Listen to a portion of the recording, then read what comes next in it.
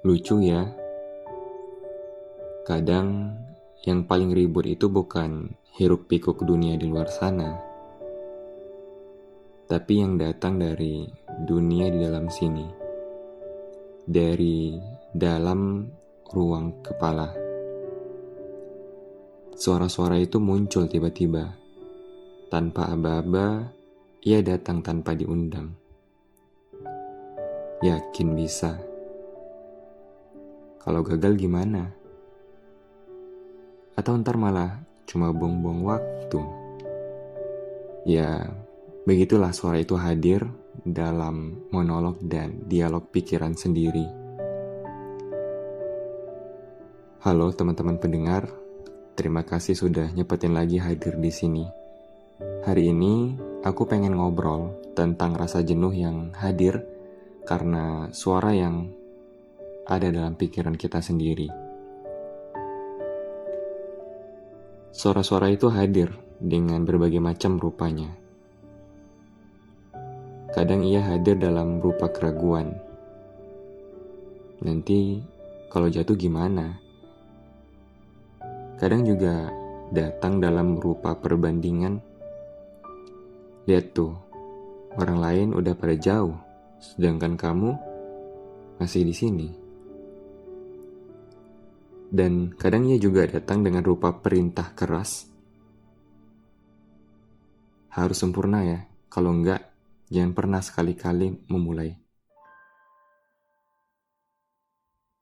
Dan semakin aku mencoba mendengar, semakin pula aku makin percaya, seolah-olah suara itu adalah realitas yang akan menjadi kenyataan, dan aku tak boleh menolaknya. Bayangin aja, setiap kali aku mencoba melangkah, ada keributan dan debat panjang di dalam kepalaku. Sulit untuk berakhir dan berdamai. Aku bilang, aku mau mencoba. Suara itu menjawab, kalau gagal, semua akan sia-sia. Terus, aku bilang lagi, aku harus memulai. Suara lain menyaut, yakin, sepertinya kamu belum siap. Dan pada akhirnya, ya langkahku ragu dan berhenti. Bukan karena gak ada jalannya, tapi karena aku sendiri yang memutuskan untuk menutup jalan itu dan akhirnya berjalan di tempat. Suara keributan dalam kepala itu buat aku jadi ragu, buat aku jadi menunda banyak hal.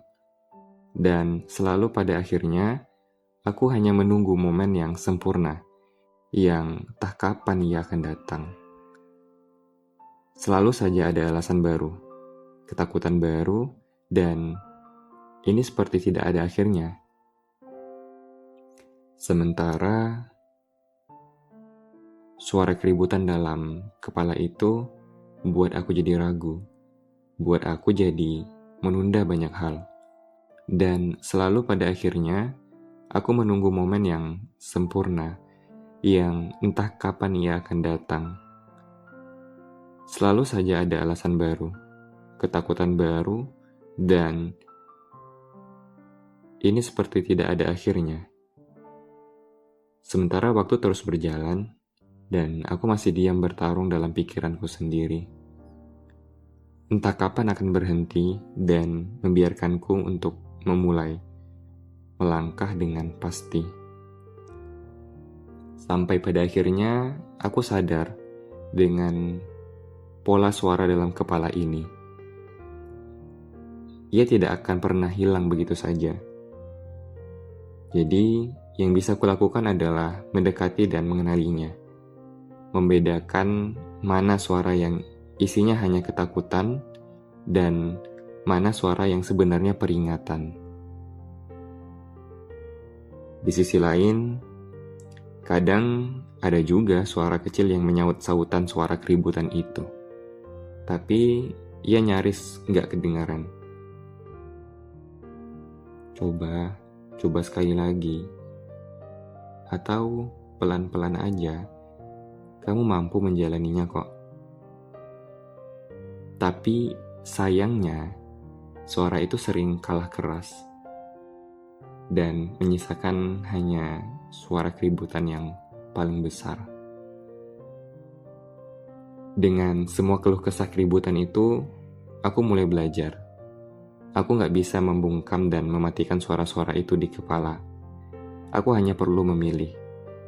Kalau suara itu bilang, kamu gak cukup baik untuk memulainya, aku bisa jawab, sekarang belum, tapi aku bisa belajar nanti. Kalau suara itu berbisik, kalau gagal gimana?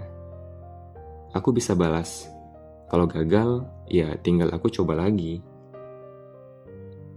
Sekarang aku tahu, yang paling sering menghambatku tidak hanya suara dari dunia luar, tapi ia juga bisa hadir dari suara dalam kepalaku sendiri.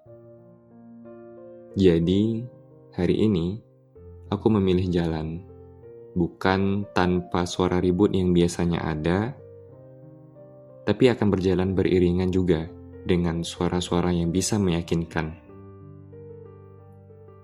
Sambil belajar, dan biarlah jatuh, tapi akan selalu bangkit.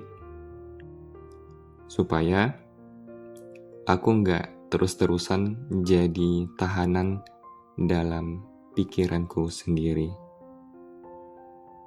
Damai selalu pikiranku.